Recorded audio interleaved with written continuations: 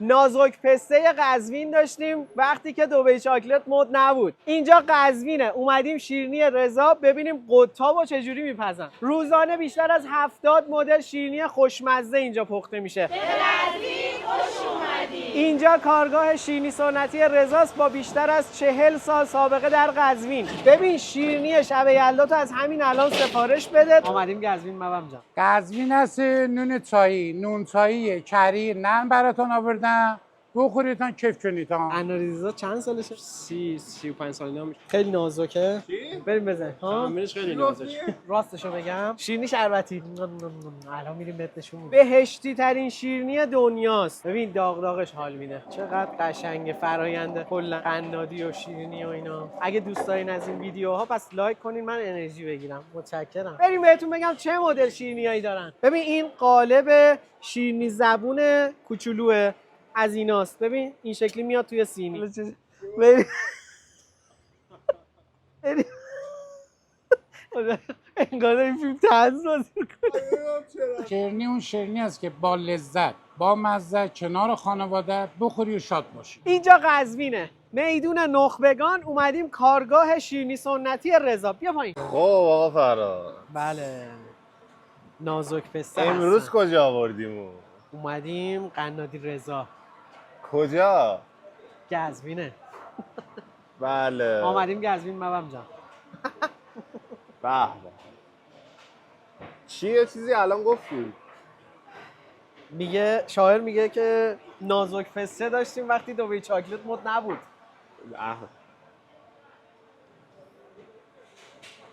خیلی به نظرم اون از این پستای شیرینی‌های جذاب خفنه میشه. ها. نگاه کن این فرایندش اینجا میرسه به این قسمت و این شکلی داره برش میخوره همونجور که میبینین. بعد میره توی فر پخته میشه. نازک پسته قزوین داشتیم وقتی که دبی چاکلت مد نبود. دلیل اینکه به این شیرینی میگن نازک پسته به خاطر خمیر نازکشه. حالا به این صورت خمیر جمع میشه. ببین چقدر خوشگل کار میکنن با دست. به این شکل که میبینین روی خمیر پر میشه از پودر پسته.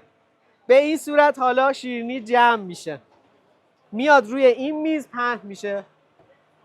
این ترکیب زرده تخم مرغ و زعفرونه که میاد روش. چند سال کارتینه؟ 12 سال. 12 سال. چه شیرینی‌هایی رو بلدی؟ اسم همه رو باید بگی. قطاب، زبانریز، نازک، کسمه، نخودی، صابری، همه چیز هر چی سنتی هست. هر چی شیرینی سنتی رو شما هر چی بلدی. شیرینی سنتی هست. کار آب و اجدادی بوده؟ سلام علیکم. بله. بله. کار آب و اجدادیتون بوده؟ نه از اول که سربازی تمام کردم همون آها اومدی قنادی شیرینی رضا و تا الان دارین کار تا میکنین. الان. قنادی رضا چند سالشه؟ قنادی رضا ما 35 سالی میشه. 35 سالشه. ای بله. همه دیگه. الان چه شیرینی میزنی؟ من نازک. نازک. خیلی نازکه. اسمش نازک. اسمش نازک. چی؟ بریم بزن. ها؟ تعمیرش خیلی نازک. نازک. یه نازک. چقدر نازک. خیلی نازک ترین. این همچین هم نازک نیست. درست. اشکال نداره. باشه. بزرگ میشه. بسیار. خداحافظ. یادت. بعد از اینکه زرده خوش شد حالا میرسیم به برشکاریش. این شکلی برش میزنن. بعد از اینکه چیده شد توی این سینیا میره که بپزه داخل فر. میره روی این عرابه و میره داخل فر. بعد از اینکه پخت میاد داخل ظرفای مخصوصش چیده میشه. بهت نشون بدم بعد از پخت چه شکلی شده. اینجا رو نگاه کن. دبی چاکلتیه واسه خودش. عالی. چه طعم هلی داره. آقا فراد، چه صحنه هایی بود. خیلی جذابه. نگاه کن چه بسته بندی خوشی. همبرگر هم دارن. همبرگردر. خیلی خوبه. چند مدل کلا شیرینی دارین؟ 70 مدل شیرینی روزانه پخته میشه. مرسی. این بعدیه میخوایم بگیریم؟ بله قطابه. قطاب. بریم ببینیم. اینجا قزوینه. اومدیم شیرینی رضا ببینیم قطابو چجوری میپزن. خمیر قطابه که به این صورت رولش میکنن.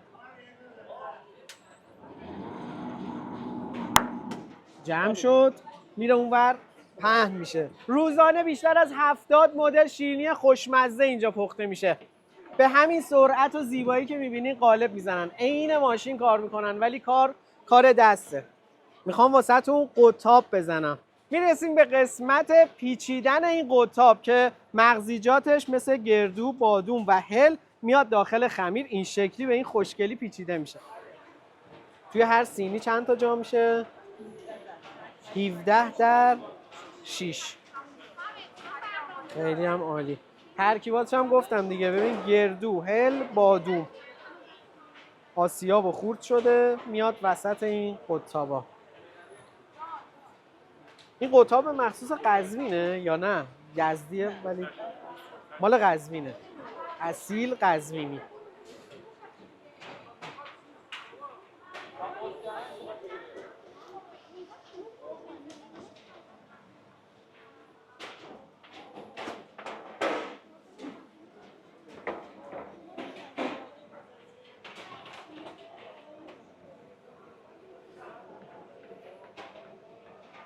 ببین این شکلی آماده میکنن.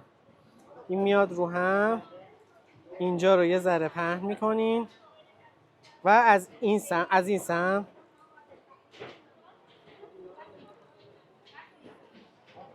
خب خیلی کم شبیه و این بر میگرده. این چجوری میشه؟ آها اینجوری میره پشت. به این صورت شد الان. یعنی واقعا درسته؟ هیچ شباهتی به بقیه‌اش نداره. دوستان خودتون به لطف بزرگی و خودتون ببخشید. من قنات بشو نیستم. بریم. بعد از اینکه پخته شد میاد روش خاک قند ریخته میشه، بسته بندی میشه. حالا بسته بندیاشون متفاوته. یه بسته بندی سنتی داره، اینم بسته بندی شیک و پذیرایی و هدیه‌شه. ببین شیرینی شب یلدا تو از همین الان سفارش بده، تر و تازه به کل ایران ارسال میکنن، هم از طریق پیجشون هم از طریق سایت. آقا فراز قطابه رو بیشتر دوست داشتی یا اینو؟ من راستشو بگم آره. شیرینی شربتی. شیرینی شربتی کدومه؟ الان میریم بهت نشون میدم. بهشتی ترین شیرینی دنیاست. شیرینی شربتی، شربت زعفرون خالص.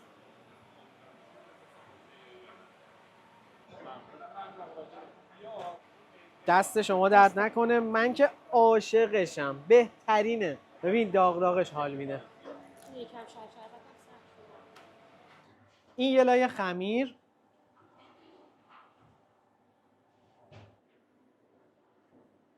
اضافاتشو میگیرم، ترکیب بادوم و زعفرون پخش میشه روی خمیر. به اینم میگن قند بادوم. اینم باید پخش بشه. به این صورت هم باید بکوبنش. اینم هله. دوباره پخش میشه و کوبیده میشه. دوباره بادوم.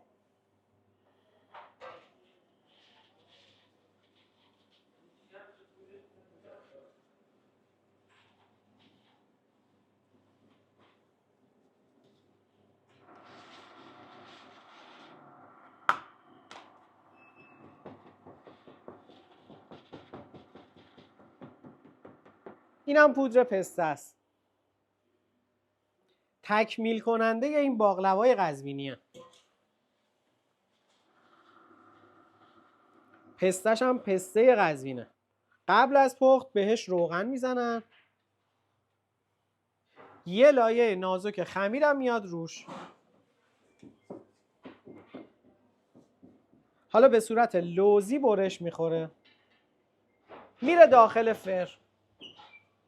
در نهایت میشه این باقلوا لوزی یا باقلوای پرچمی قزوین. جای همگی خالی.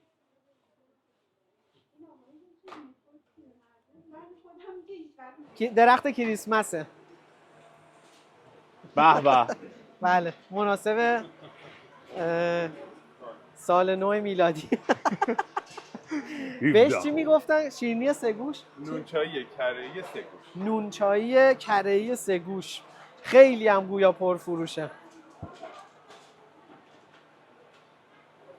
چقدر تمیز و با ظرافت کار میکنن، خیلی خوبه. یه قالب هم داره، بیا اینجا. خمیر رو از بالا میریزن، قالب میخوره میاد بیرون اینجوری میاد. حالا الان براتون فیلمشو میگیرم. مرسی. 17 تا 18 جولای با فرهاد پس. خمیر چیه این الان؟ خمیر نازکه؟ آقا خمیر نازک رو این شکلی اول باز میکنن. خمیر بعد از آماده سازی میاد با وردنه یه مقدار نازک میشه، بعد میره توی دستگاه.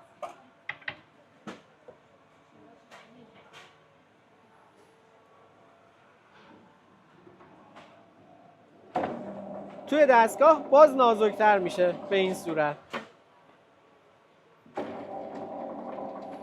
چقدر قشنگه فراینده کلا قنادی و شیرینی و اینا. اگه دوست دارین از این ویدیوها پس لایک کنین من انرژی بگیرم. متشکرم. ایشون خیلی اصرار داشت قیافش هم بیفته. آره صورتش بیفته. مهداماد. آره یا نه هنوز؟ آره. شما اصالتت کجاییه؟ قزوینی. به به. چند سال کار قنادیه؟ تازه کاری؟ ایشالله که خبره میشی، استا میشی. همین الانم نونای زنجبیلیشون پخته شد و رسید. سوغات قزوین. بریم بهتون بگم چه مدل شیرینیایی دارن.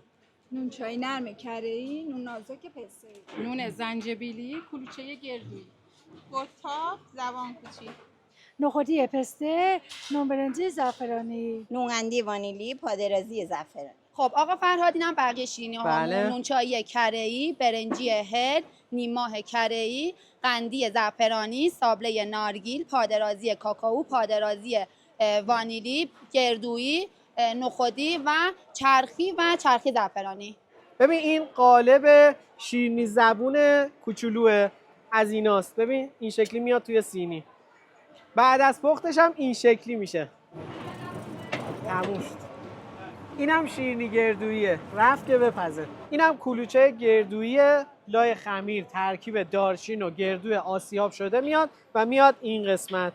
با این وسیله هم روش طرح میندازن، این شکلی میشه. توی این مرحله زرده و زعفرون بهش میزنن. حالا روش ترکیب کنجد و خرفه و پسته میاد.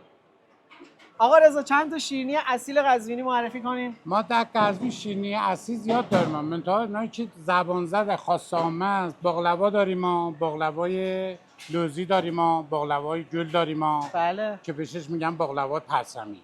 اون وقت اینا شیرینی کلوچه گردویی داریم ما، شیرینی کسمه داریم ما، نازک کره‌ای داریم ما، نانسایی کره‌ای داریم ما. عرض کنم حضورتان که کلوچه گردویی میزنیم، شیرینی هاشکریمی میزنیم ما. هر کدامش مزه خودش دارد. منتها این نفشا مثل گوتا. مثلا گوتا به شما بخوری اینجا در خود شیرینی گل خوردیدیه. اینقدر شیرینی خوشمزه. قد زدی. در آرد شکر گل خوردیدیه. معلومه شما خودت گوتا داره. داری. بله. از همه بیشتر کدوم شیرینی دوست داری؟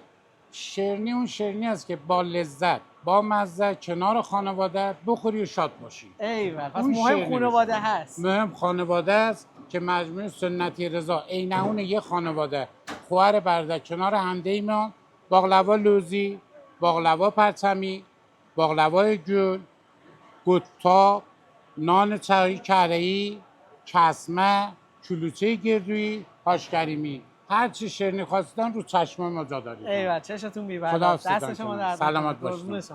به اینا میگن نونچایی نرم کره‌ای سنتی قزوینی اصل. آقا این حلوا زنجبیلی قزوینه.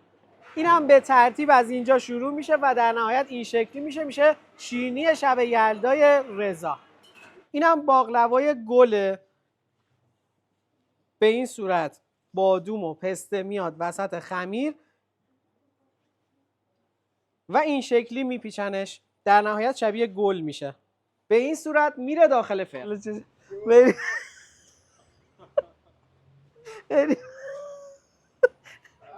خدا انگار این فیلم طنز بازی می‌کنی. وای چرا صدامو ندارید ولی شیرینی سنتی رضا 3 تا شعبه تو خود قزوین دارن که حضوری میتونین ازشون خرید کنین و کلی نماینده فعال تو کل کشور دارن. اگر خواستین تمام محصولاتشون رو از طریق سایتشون و پیجشون میتونین آنلاین خریداری بکنین، چون به کل کشور ارسال دارن. واسه شب یلدا حتما این ویدیو رو هم سیو کن. ما در مجموع رضا امیدواریم که کنار خانواده‌تون شاد باشید، سلامت باشید و اون وقتی نه پیشاپیش یلداتون تبریک میگیم. آرزوی مجموع رضا این است که کنار خانواده‌تون مثل دانه‌های انار سرخ شیرین آبدار کنار خانواده شاد برقرار. یلداتون مبارک باشه.